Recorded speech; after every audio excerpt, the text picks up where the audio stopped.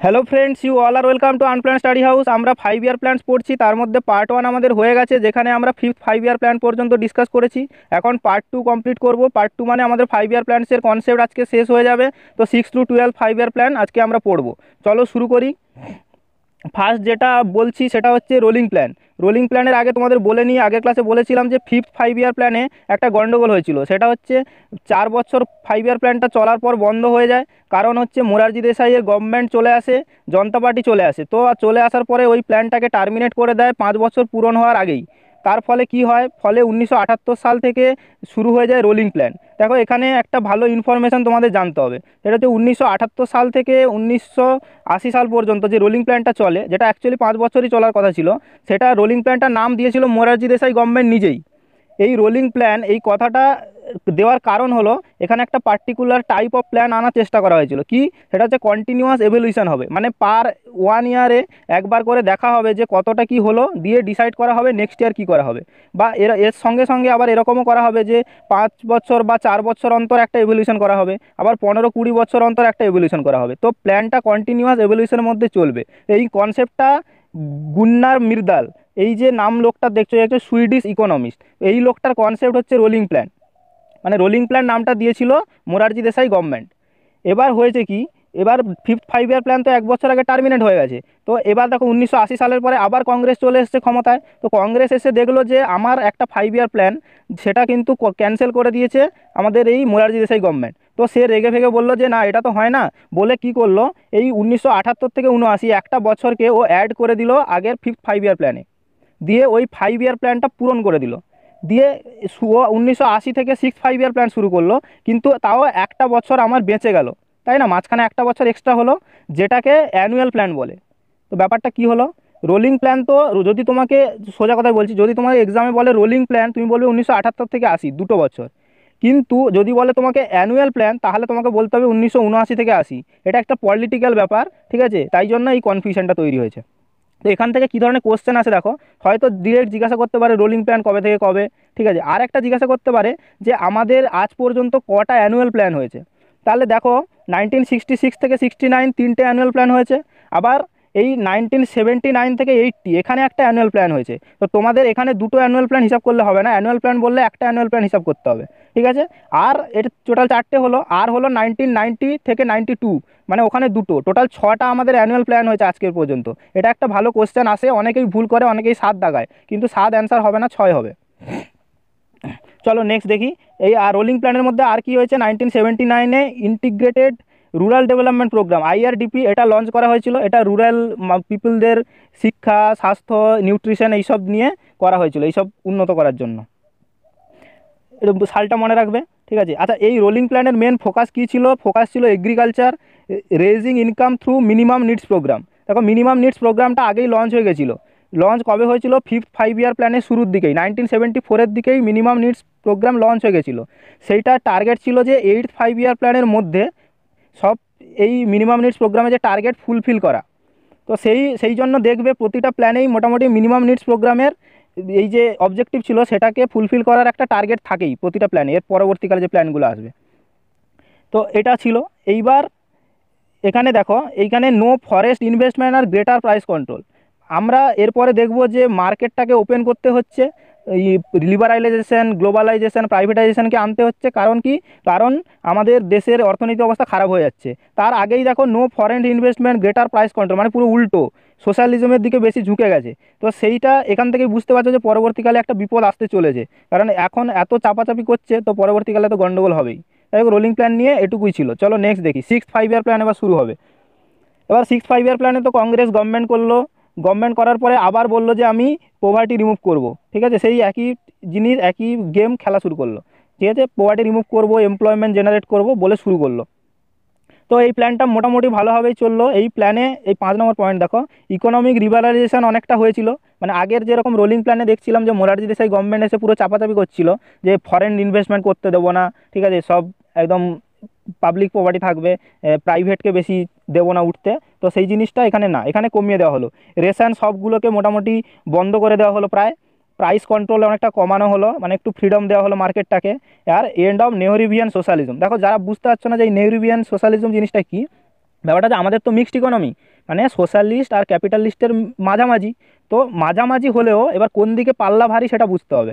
শুরুর দিকে আমাদের যখন এটা শুরু হয়, মানে স্বাধীনতার পর তখন হচ্ছে নেহেরু অনেকটা সোশ্যালিজমের দিকে ঝুঁকে আমাদের গভর্নমেন্ট পলিসিগুলো নির্ধারণ করতো।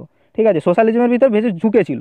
কিন্তু পরবর্তীকালে আমরা দেখব যে আস্তে আস্তে মার্কেট লিবারাল করে দিয়ে আমরা ক্যাপিটালিজমের দিকে বেশি ঝুঁকে গেছি। ঠিক আছে, এটাই হচ্ছে ব্যাপার, এটাই বলতে চাইছে।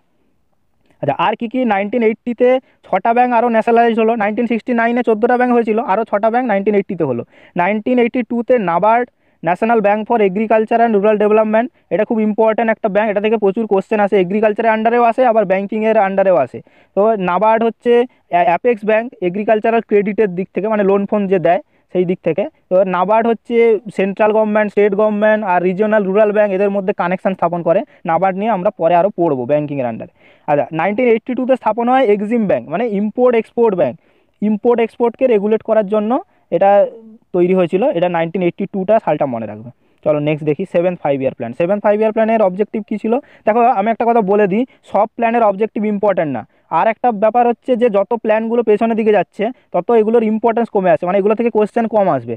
যেরকম ধরো 9, 10, 11, 12 এগুলো থেকে আরও কোশ্চেন কম আছে। এখনও 1990 পর্যন্ত মোটামুটি কোশ্চেন আসে, তারপরে কোশ্চেন খুব কম আসে। তো আমি বলে দেবো কোনগুলো important. Rapid food grain production আর এমপ্লয়মেন্ট জেনারেশন অবজেক্টিভ ছিল, এটা মুখস্থ করার দরকার নেই, জাস্ট তোমাদের কনসেপ্ট বোঝানোর জন্য বলছি। তো 7th 5 year প্ল্যানে যেটা কী হয়েছিল, যে প্রচুর ফুড গ্রেন প্রোডাকশানের টার্গেট নেওয়া হয়েছিল এবং হয়েও ছিল। ঠিক আছে, প্রচুর ফুড গ্রেন প্রোডাকশানও হয়েছিল, কিন্তু এখানে কি হয়েছে যে প্রোডাকশান ভালো হয়েছে, গ্রোথও ভালো হয়েছে, কিন্তু বিদেশের লোন নিয়ে কাজ করেছে বেসিক্যালি। ঠিক আছে না, নিজের পকেটে পয়সা ছিল না, বাইরে থেকে প্রচুর লোন নিয়েছে, দিয়ে মানে তলায় ভেতরে ভেতরে ফাঁকা হয়ে গেছে, বাইরে দেখাচ্ছে আমি অনেক গ্রোথ করেছি। 7th 5 year প্ল্যানটা এরকম হয়েছে, জালি আর কি। এইবার বলছি কেন জালি পরে। এইবার 1986-তে স্পিড পোস্ট শুরু হয়েছিল, মনে রাখবে। 1988-তে national housing bank. National housing bank কী করে? এই যে বিভিন্ন হাউসের লোন দেওয়া বা হাউস তৈরি সংক্রান্ত ক্রেডিট বিভিন্ন ধরনের কাজ করে, ঠিক আছে, এইটাকে রেগুলেট করে। আচ্ছা, 1988-তে সেবি তৈরি হয়েছিল।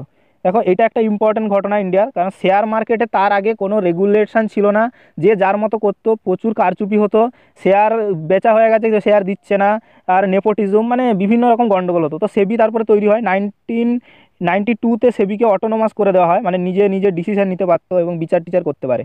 তো সেবি হচ্ছে ফুল ফর্মটা মনে রাখো, securities and exchange board of India, আর স্থাপিত হয় 1988-এ। 1989-এ জওহর রোজগার যোজনা শুরু হয় রুরাল পুয়ারদের জন্য, লিখে রেখেছি, রুরাল পুয়ারদের জন্য, মানে রুরাল পুয়ারদের রোজগার বাড়ানোর জন্য এটা শুরু হয়েছিল। সিডবি, আচ্ছা এটার সালটা লেখা নেই, এটা হবে 1990।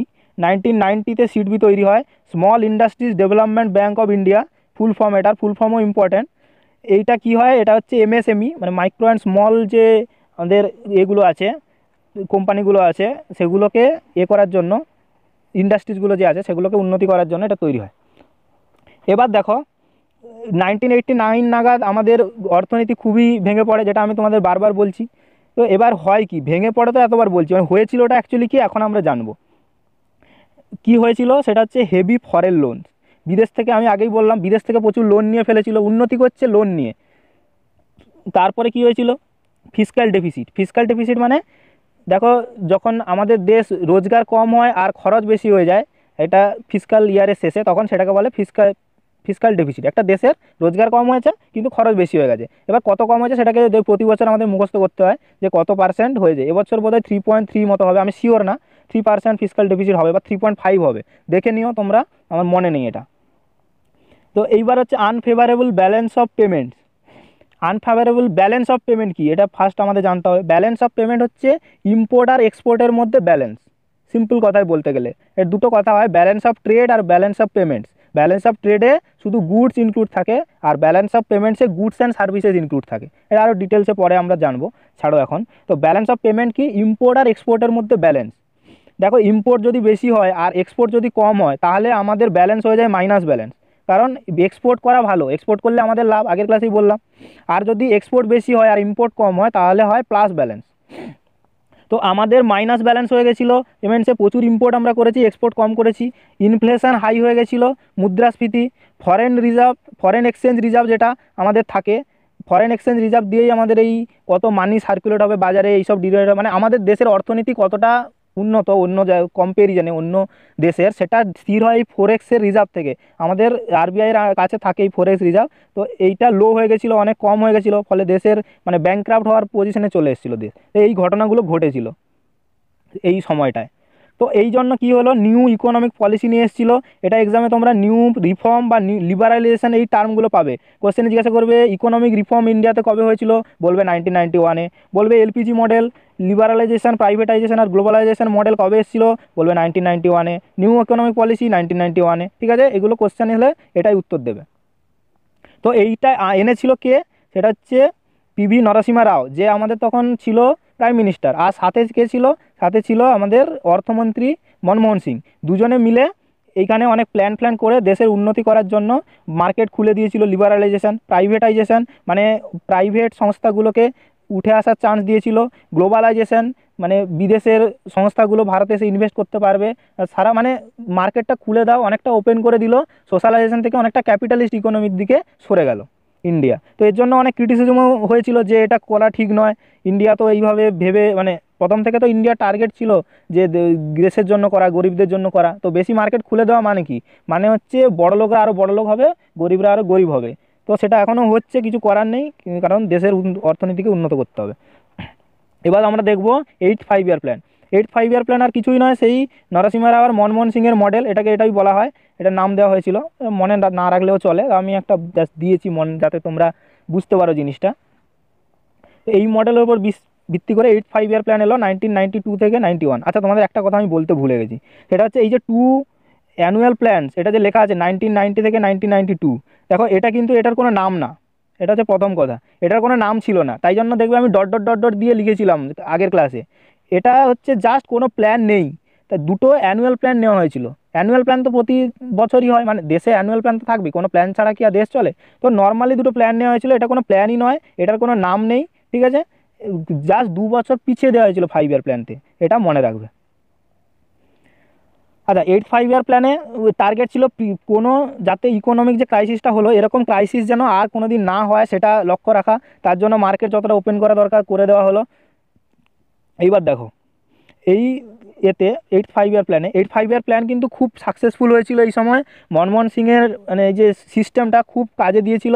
যতই তাকে কন্ট্রোভার্সি উঠুক না কেন এটা নিয়ে, মানে এলপিজি মডেল নিয়ে, এটা কিন্তু কাজে দিয়েছিল। দেশের জিডিপি গ্রোথ খুব ভালো হয়েছিল, তাই 8-5 ইয়ার প্ল্যানকে ওয়ান অফ দ্য সাকসেসফুল প্ল্যানের মধ্যে ধরা হয়। আচ্ছা, এখানে fiscal deficit, higher economic growth, ঠিক আছে, ফিসক্যাল ডেফিসিট কমে গেছিলো অনেকটা, মানে ধাক্কা সামলে উঠেছিল মাঝখানে যে ধাক্কাটা। প্রাইভেট সেক্টর অনেক গ্রো করেছিল, ফরেন ইনভেস্টমেন্ট অনেক বেড়ে গেছিলো, ঠিক আছে, এই প্ল্যানের মাধ্যমে।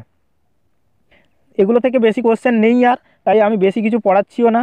এখানে খুব কম ইনফরমেশান আছে, তাড়াতাড়ি আমাদের শেষ হয়ে যাবে। 9-5 ইয়ার প্ল্যান, দেখো 8-এর পরে 9 গ্রোথও ভালো হচ্ছিলো, কিন্তু এখানে একটা প্রবলেম হলো 9-5 ইয়ার প্ল্যান এসে। 9-5 ইয়ার প্ল্যান আমাদের দেশে কোনো প্রবলেম হয়নি, হলো কি দেখো, সাউথ ইস্ট এশিয়া মানে মেনলি ওয়ার্ল্ডের বিভিন্ন স্থানে, সাউথ ইস্ট এশিয়ার মেনলি এখানে ফিনান্সিয়াল ক্রাইসিস দেখা গেল। তো ফলে দেখো আমাদের প্রতিবেশী বিভিন্ন জায়গায় বা আশেপাশের দেশগুলোতে যদি যে দেশের সাথে আমাদের ইকোনমিক ট্রানজ্যাকশান হয় মেনলি, সেখানে যদি কোনো ক্রাইসিস দেখা যায় ইকোনমিক্সে, তাহলে কিন্তু আমরা এফেক্টেড হই। কেন হই? কারণ আমাদের দেশের লোক ওখানে কাজ করে, ওদের সাথে আমরা এক্সপোর্ট ইম্পোর্ট করি, মানে ইকোনমিক্যালি যেহেতু কানেক্টেড, অন্য দেশে ফিনান্সিয়াল ক্রাইসিস হলে আমাদেরও ক্রাইসিসটা এসে পৌঁছায় আমাদের দেশে। তাই জন্য যখন সাউথ ইস্ট এশিয়াতে ফিনান্সিয়াল ক্রাইসিস হলো, আমাদের ইকোনমিও স্লো হয়ে গেল, ফলে আমাদের টার্গেট গ্রোথ আমরা অ্যাচিভ করতে পারলাম না 9-5 ইয়ার প্ল্যানে। আচ্ছা, এই প্ল্যানে অবজেক্টিভ কী ছিল? Providing 7 basic minimum services. এখানে একটা ছিল বিএমএস বলে একটা জিনিস হয়, এই যে বিএম আর এস, এই 3টে জিনিস নিয়ে ধরি। বিএমএস 7টা দেওয়ার কথা হয়েছিল, এগুলো 7টা মনে রাখার দরকার নেই, মেনলি যেগুলো থাকে normally drinking water, health, primary education, nutrition, ঠিক আছে, এইগুলো মেনলি দেওয়ার মানে প্রোভাইড করার টার্গেট নেওয়া হয়েছিল। আর একটা এটা ইম্পর্ট্যান্ট, 1998-এ কিষাণ ক্রেডিট কার্ড স্কিম চালু হয়। মেনলি কৃষকদের ক্রেডিট কার্ড টাইপ একটা কার্ড দেওয়া হবে, যেখানে তাদের নাম ধাম লেখা থাকবে, জমির ইনফরমেশান লেখা থাকবে, আর যেটা দিয়ে তারা লোন পেতে পারে, ইন্স্যুরেন্স পেতে পারে, আরও অনেক সুযোগ সুবিধা পেতে পারে। 10th 5 ইয়ার প্ল্যান, দেখো এখান থেকে আমাদের ইম্পর্টেন্স কমে গেল 5 ইয়ার প্ল্যান। এই অবজেক্টিভটা ইম্পর্ট্যান্ট না, তাও দেখে রাখো, জাস্ট কনসেপ্ট ক্লিয়ার রাখো। অ্যাটেনিং 8% জিডিপি গ্রোথ, প্রথমবারের জন্য আমাদের টার্গেট 8%-এ চলে গেছে, এটা দেখো।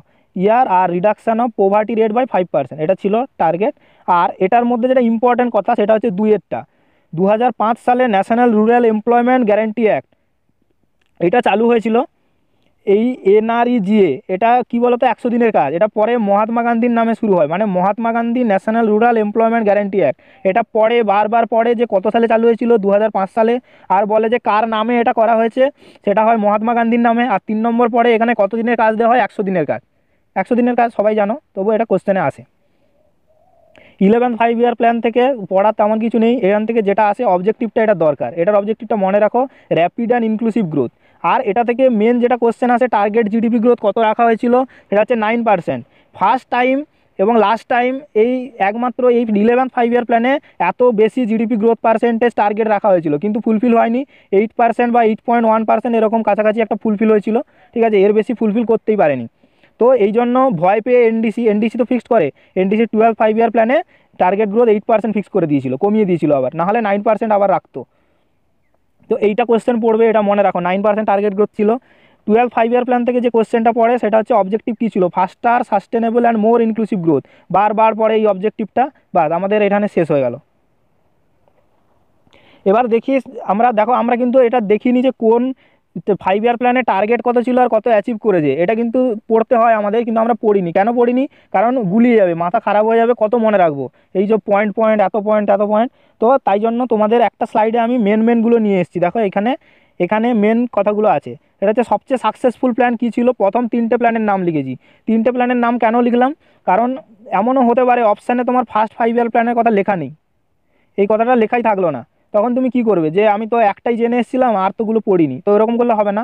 8th 5 ইয়ার প্ল্যান, 2 নম্বরে আর 3 নম্বরে, এত আমরা 3টে সবচেয়ে successful plan first second third হিসেবে সাজিয়েছি।